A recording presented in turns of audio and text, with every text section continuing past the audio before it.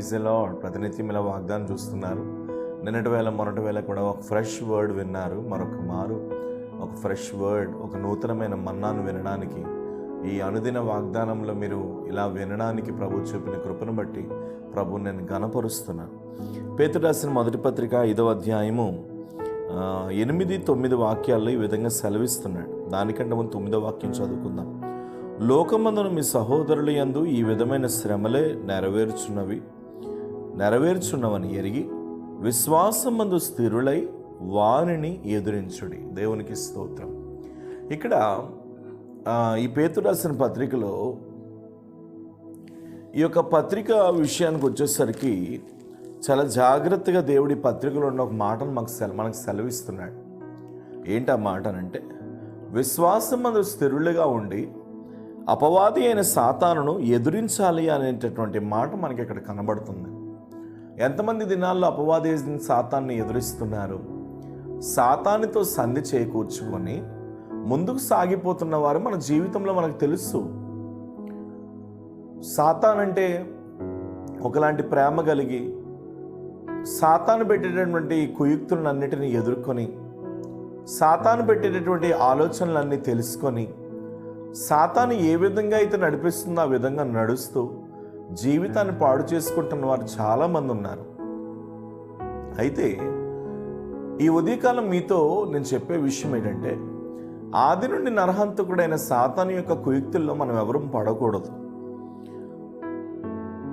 విరోధి అయిన అపవాది గర్జించు సింహం వలె ఎవరిని మృంగుదునా అని ఎదురు చూస్తున్నాడు. కొద్దిమందికి ధనాశ చూపిస్తున్నాడు, కొద్దిమందికి నేత్రాశ చూపిస్తున్నాడు, కొద్దిమందికి శరీర కోరికలను చూపిస్తున్నాడు, కొద్దిమందికి నానా రకములైనటువంటి వివిధ రకములైనటువంటి విషయాలను చూపించి మనుషులను వాడు ఏం చేస్తున్నాడు అంటే చాలా భయంకరంగా గలిబిలి పరుస్తున్నాడు. ఈ గలిబిలి పరుస్తున్న ఈ సమయంలో నీవు కానీ నీ కుటుంబం కానీ విశ్వాసమందు స్థిరులుగా ఉండాలి. అంటే విశ్వాసములో కదలని వారిగా ఆ విశ్వాసమును చేతపట్టుకొని, నా ప్రభువు నాతో ఉన్నాడు, నాకు భయం లేదు, నా ప్రభువు నన్ను నడిపిస్తాడు, నేను ధైర్యంగా ఉంటాను అనేటటువంటి విషయము కలిగి మీరు ముందుకు సాగిపోవాలి. విశ్వాసంతో నిలిచి ఉండుటకు నువ్వు ప్రయాసపడాలి. అక్కడ అంటున్నాడు ఆ మాట, మీ విరోధి అయిన అపవాది గర్జించు సింహం వలె ఎవరిని మృంగుదునా అని వెదుకుచు తిరుగుచున్నాడు. యోబు అనే భక్తుడి దగ్గరికి వెళ్ళి ఎంత శ్రమను పెట్టాడో మనకు తెలుసు. సంసోను దగ్గరికి వెళ్ళి ఎంత శ్రమను పెట్టాడో మనకు తెలుసు. ఇస్కరియోతు యోధా దగ్గరికి వెళ్ళి ఎంత శ్రమను పెట్టాడో మనకు తెలుసు. ఒక వ్యక్తికి ధనాన్ని చూపించి మోసగించాడు, మరొక వ్యక్తిని స్త్రీని లోకాన్ని చూపించి మోసగించాడు. ఈవెన్ యేసు ప్రభు దగ్గరికి వచ్చి ఎంత శోధించాడో బైబిల్ చెప్తుంది. ఆ శోధకుడు వచ్చి ఈ రాయిని రొట్టెగా మార్చుకొని తినమని చెప్పాడు. మరొక చోట చెప్తున్నాడు, యేసు ప్రభు దగ్గరికి వచ్చి ఒక ఉన్నతమైన పర్వతం మీదకి తీసిపోయి కిందకి దూకే దేవదూతలు వచ్చి నేను కాపాడుతానని చెప్తున్నాడు. ఈ వాక్యం వింటున్న నా ప్రియమైన దేవుని బిడ్డ, నీ జీవితంలో అపవాది నిన్ను ఎంత టెంప్ట్ చేసినా సరే నువ్వు భయపడొద్దు. ఎట్టి విధంగా అపవాది నీ జీవితంలో నిన్ను ఎంతలా నాశనం చేయాలనుకున్నా సరే అపవాది పెట్టేటటువంటి చిక్కుముడులకి నువ్వు జడియొద్దని యేసు నామములో ప్రకటిస్తున్నాను. ఎందుకనంటే అపవాదిని కలువరి శిలువలో యేసు ప్రభు వారు ఓడించారు. అపవాదిని కలువరి శిలువలో వాడి తలకాయని చెదగొట్టాడు. అపవాది ఇంక గెలవలేడు. వాడి అనుచరులు కానీ వాడు కానీ నీ పైన ఎట్టి పరిస్థితుల్లో విజయమును పొందజాలరు.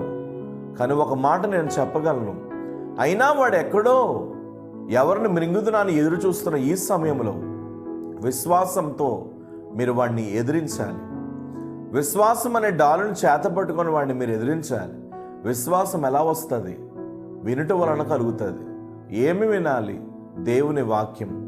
ఆవగింజంత విశ్వాసం ఉంటే కొండను పెకిలించగలిగిన శక్తిని మనం పొందుకున్నట్లే. అందుకని ఈ వేళ వాగ్దానం చూస్తున్న మీతో నేను చెప్తున్నాను, విశ్వాసం అందు స్థిరులుగా ఉండండి. ఎక్కువ దేవుని వాక్యాన్ని వినండి. వాక్యం వినుటకు ప్రయాసపడండి. సంఘములకు వెళ్ళేటప్పుడు కూడా దైవజనులు చెప్పే ఉపదేశాన్ని వినండి. ప్రభు రాబోతున్నాడు. ఏ సమయంలో అయినా ప్రభు వచ్చేసరికి మీరు చక్కగా వాక్యమును విని మీరు కానీ నిలబడగలిగితే మాత్రం అపవాదిని మీరు ఎదిరించబోతున్నారు. అపవాదిని ఎదిరించడానికి కావలసిన శక్తిని వాక్యంలో నుండి దేవుడు మీకు ఇవ్వబోతున్నాడు. అటు విశ్వాసంలో స్థిరులుగా ఉండండి. వినటం వలన విశ్వాసం కలుగుతుంది కాబట్టి వినండి. చెత్త చెదారమును విని హృదయాన్ని మనస్సును పాడు చేసుకోకుండా జీవము కలిగిన దేవుని వాక్యాన్ని విని హృదయమును దేవుని కొరకు సిద్ధపరచుకోండి. అట్టి కృప ప్రభు మీకు ఇచ్చునుగాక. ప్రేమ కలిగిన తండ్రి, వందనాలు. ఈ మాటలు విన్న నీ బిడ్డల జీవితాల్లో మీ కార్యాలు జరిగించండి.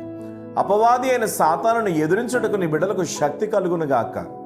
వినుట మూలమున విశ్వాసం కలుగుతుంది కాబట్టి, ఆ వినుట దేవుని వాక్యమే కాబట్టి ఆ వాక్యమును వినుటకు బిడ్డలకు శక్తినివ్వండి. పరిపూర్ణ సియోన్లను మీరు ఆశీర్వదించి నడిపించమని యేసు నామం నీ ప్రార్థన అడుగుచున్నాను తండ్రి, ఆమేన్. అనేకులకి ఈ మాటలు షేర్ చేయండి. ఈ వాగ్దానం ప్రతినిత్యం వినండి. అవసరత ఉంటే కాంటాక్ట్ చేయండి. ఖచ్చితంగా మీ కొరకు మేము ప్రార్థన చేస్తాం. గాడ్ బ్లెస్ యూ నాన్న. Praise the Lord, praise the lord.